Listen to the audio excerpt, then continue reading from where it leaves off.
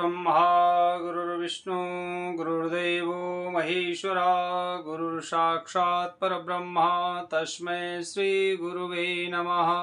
विनायक ज्योतिष केंद्र की ओर से आप सभी का बहुत बहुत स्वागत और बहुत बहुत अभिनंदन। आइए आज एक और विषय को लेकर के इस हरि चर्चा में सम्मिलित हुए और इस वीडियो को अंत तक जरूर देखें, स्क्रिप्ट न करें। आज एक विशेष जानकारी को लेकर के आपके बीच में आए हैं। शनिवार के व्रत करने की विधि और शनिवार को किस प्रकार से शनि महाराज को प्रसन्न करें।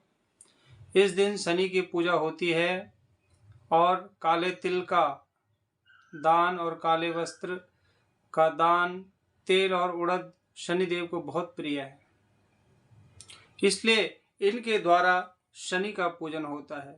शनि दशा को कष्ट दूर करने के लिए यह व्रत किया जाता है और इस दिन शनि चालीसा का पाठ भी कर सकते हैं और शनि स्तोत्र का पाठ भी विशेष लाभदायक है। तो आइए जानते हैं कि शनिवार का व्रत कथा क्या है और इसका क्या। एक समय सूर्य और चंद्रमा, मंगल बुध और बृहस्पति, शुक्र शनि, राहु और केतु, इन ग्रहों में आपस में झगड़ा हो गया जी। और उनमें से बड़ा कौन है, सब अपने आप को बड़ा कहते थे।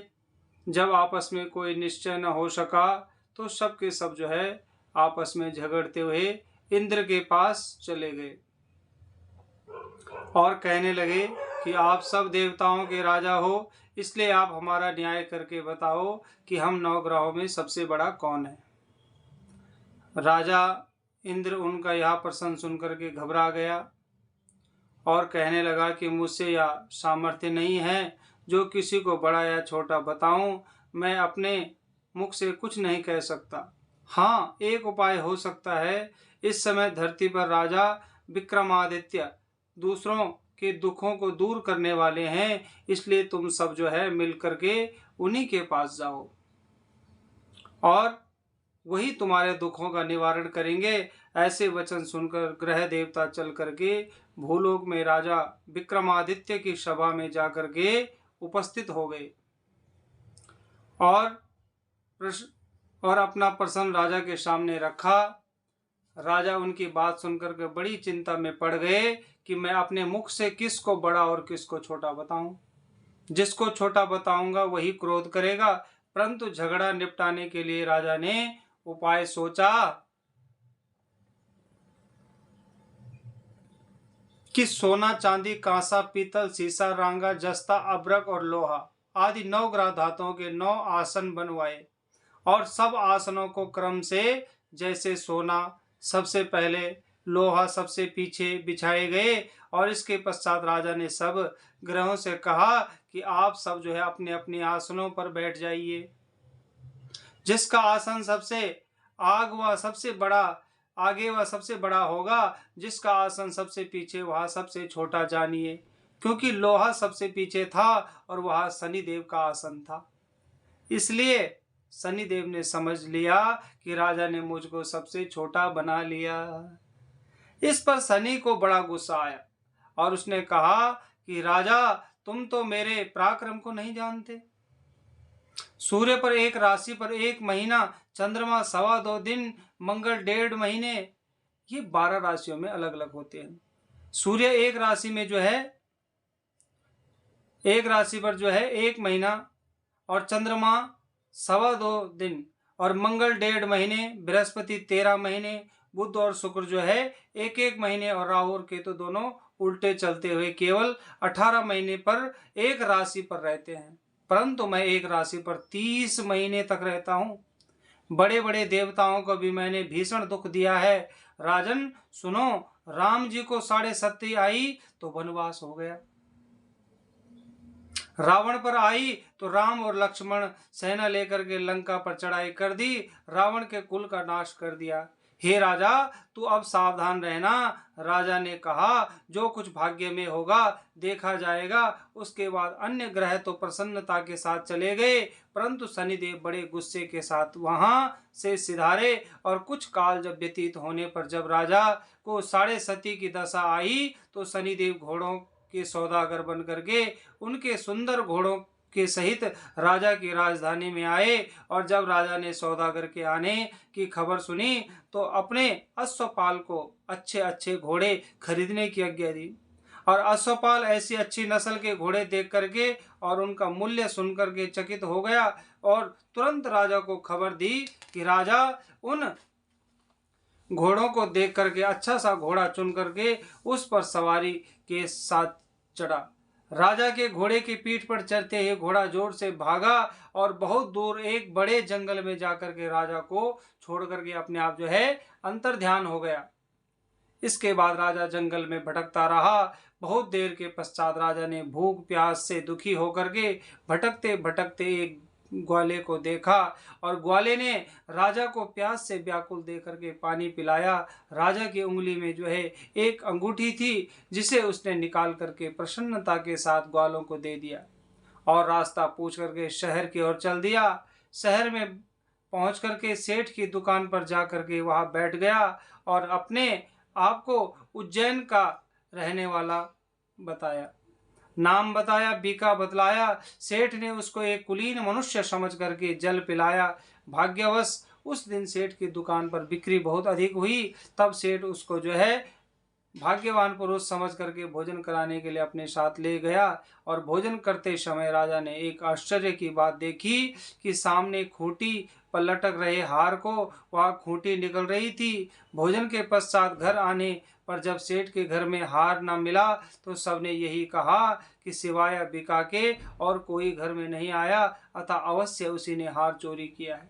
परंतु बिका ने हार लेने से मना किया, और इस पर 5-7 इकट्ठे होकर के उसको फौजदार के पास लाए। सब वृतांत सुनकर के फौजदार ने उसको राजा के सामने उपस्थित कर दिया और कहा कि यह आदमी तो भला प्रतीत होता है, चोर नहीं मालूम होता है, परंतु सेठ का कहना है कि इसके सिवाय और कोई घर में आया ही नहीं, अवश्य ही इसी ने चोरी की है। और जब राजा ने आज्ञा दी कि इसके हाथ पैर काट करके चौरंगिया किया जाए, बिका की बात किसी ने नहीं सुनी और बिका के हाथ पैर काट दिए गए।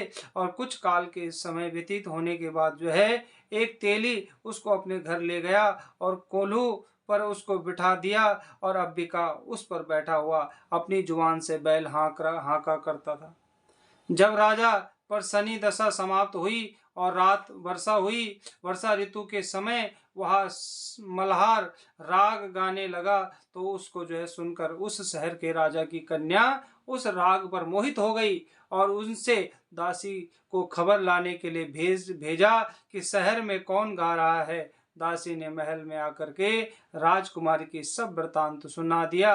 बस उसी क्षण राजकुमारी ने अपने मन में यह प्रण कर लिया, चाहे कुछ हो, मुझे इस चौरंगिया से विवाह करना है। प्रातः काल होते ही जब दासी ने राजकुमारी को जगाना चाहा, तो राजकुमारी अनशन व्रत लेकर के पड़ी रही। और तब दासी ने राजा के पास जाकर के राजकुमारी के न उठने का वृतांत कहा। रानी ने तुरंत ही वहां पर आकर के राजकुमारी को जगाया और उसके दुख का कारण पूछा। तो राजकुमारी ने कहा कि माताजी, मैंने प्रण कर लिया है कि तेली के घर में जो चौरंगिया है उसी के साथ विवाह करूंगी। माता ने कहा, पगली, यह क्या बात कह रही है? तुझको किसी देश के बड़े भारी राजा के साथ वर्णाया जाएगा। कन्या कहने लगी कि माता जी, मैं अपना प्रण कभी नहीं तोड़ूंगी। माता ने चिंतित होकर के यह बात जो है राजा को बताई। जब राजा ने भी आकर के यही समझाया कि मैं अभी देश देशांतर में अपने दूत भेजकर सुयोग्य रूपवान और बड़े बड़े गुणी राजकुमार के साथ तुम्हारा विवाह करूंगा, ऐसी बात सुनकर के तुमको नहीं विचारनी चाहिए। कन्या ने कहा, पिताजी, मैं अपने प्रण का त्याग दूंगी, परंतु दूसरा वर नहीं करूंगी। इतना सुनकर राजा ने क्रोध से कहा, यदि तेरे भाग्य में ऐसा ही लिखा है तो जैसी तेरी इच्छा हो वैसा ही कर। राजा ने तेली को बुला करके कहा कि तेरे घर में जो चौरंगिया है उसके साथ अपनी कन्या का विवाह करना चाहता हूँ। तेली ने कहा कि यह कैसा हो सकता है, कहाँ आप हमारे राजा और कहाँ मैं एक नीच तेली। परंतु राजा ने कहा, भाग्य के लिखे को कोई टाल नहीं सकता, अपने घर जाकर के विवाह की तैयारी करो। राजा ने उसी समय तोरण और थंब लगा करके जो है अपनी राजकुमारी का विवाह चौरंगिया विक्रमादित्य के साथ कर दिया। और रात्रि को विक्रमादित्य राजकुमारी महल में सोई तो आधी रात के समय शनिदेव ने विक्रमादित्य को स्वप्न दिया कि राजा कहो, मुझको छोटा बतलाकर तुमने दुख उठाए। राजा ने क्षमा मांगी। शनिदेव ने प्रसन्न होकर के विक्रमादित्य के हाथ पैर दिए। तब राजा ने कहा, महाराज मेरी एक प्रार्थना स्वीकार करें कि जैसा दुख आपने मुझे दिया है ऐसा किसी को न दें। शनिदेव ने कहा, तुम्हारी यह प्रार्थना स्वीकार है। जो मनुष्य मेरी कथा सुनेगा या कहेगा उसको मेरी दशा में कभी किसी प्रकार का दुख नहीं होगा। जो नित्य मेरा ध्यान करेगा वह चींटियों का आटा डालेगा, उनके सब मनोरथ पूर्ण होंगे। यह कहकर शनिदेव अपने धाम को चले गए। राजकुमारी की आंखें खुली और उसने राजा के हाथ पांव देखे तो आश्चर्यचकित को प्राप्त हुई। और उसको चकित देख करके राजा ने अपना समस्त हाल कहा कि मैं उज्जैन का राजा विक्रमादित्य हूँ। इस बात को सुनकर के राजकुमारी अत्यंत प्रसन्न हुई। प्रातः काल राजकुमारी ने उनकी सखियों से पूछा तो उसने अपने पति का समस्त वृतांत वह सुनाया। तब सबने प्रसन्नता होकर के प्रकट की और कहा कि ईश्वर ने आपकी मनोकामना पूर्ण कर दी है। और जब उसे सेठ ने यह बात सुनी तो वह सेठ विक्रमादित्य के पास गया और उसके पैरों में गिर करके क्षमा मांगने लगा कि आप पर मैंने चोरी का दोष लगाया, अतः आप मुझको चाहे जो दंड दें। राजा ने कहा, मुझे शनिदेव का प्रकोप था, इसी कारण यह सब दुख मुझको प्राप्त हुआ और इसमें तुम्हारा कोई दोष नहीं है। तुम अपने घर जाकर के अपना कार्य करो। सेठ बोला कि मुझे तभी शांति होगी जब आप मेरे घर चलकर प्रीतिपूर्वक भोजन करेंगे। राजा ने कहा, जैसी आपकी मर्जी हो वैसा करें। सेठ ने अपने महल में जाकर के अनेक प्रकार के सुंदर सुंदर भोजन बनवाए और राजा विक्रमादित्य को प्रतिभोज दिया। जिस समय राजा भोजन कर रहे थे एक अत्यंत आश्चर्य की बात सबको दिखाई दी। जो खूंटी पहले हार को निगल गई थी अब वह हार उगल रही थी। जब भोजन समाप्त हो गया तो सेठ ने हाथ जोड़ करके बहुत सी मोहरें राजा को नजर की और कहा कि मेरी श्री कंवरी नामक एक कन्या है, उसका परिग्रहण आप करें।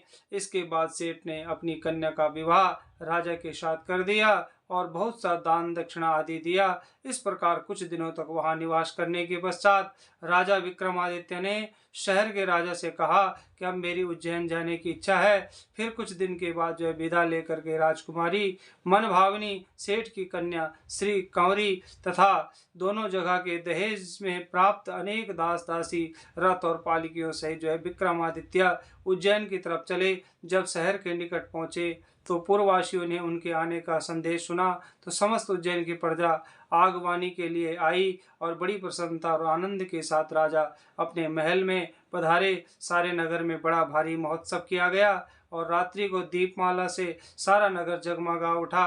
अगले दिन राजा ने सारे राज्य में यह सूचना कराई, शनिदेव को कोई छोटा न माने, ये समस्त ग्रहों में सर्वोपरि है। इनको छोटा कहने से मुझको दुख प्राप्त हुआ था। हम सब अपनी सामर्थ्य के अनुसार शनिवार के दिन पूजा अर्चना किया करें, शनिदेव के दिन व्रत रखा करें, इनकी कथा को सुने, इन्हें तेल चढ़ाएं, काले उड़द की दाल चढ़ाएं, काले वस्त्र चढ़ाएं, तांबा चढ़ाएं तथा चींटियों का सुबह शाम जिमाएं। इसके पश्चात शनि की पूजा होने लगी और लोग शनिवार के दिन जो है व्रत रखने लगे। जिन राशियों के लोगों को शनि ग्रह का प्रकोप हो उन्हें इस व्रत पूजन को अवश्य व्रत करना चाहिए। शनिदेव के दिन जो शनि का व्रत रख करके कथा को सुनते हैं उनके सब दुख दूर होते हैं तथा सुख शांति प्राप्त होती है। बोले शनिदेव महाराज की जय।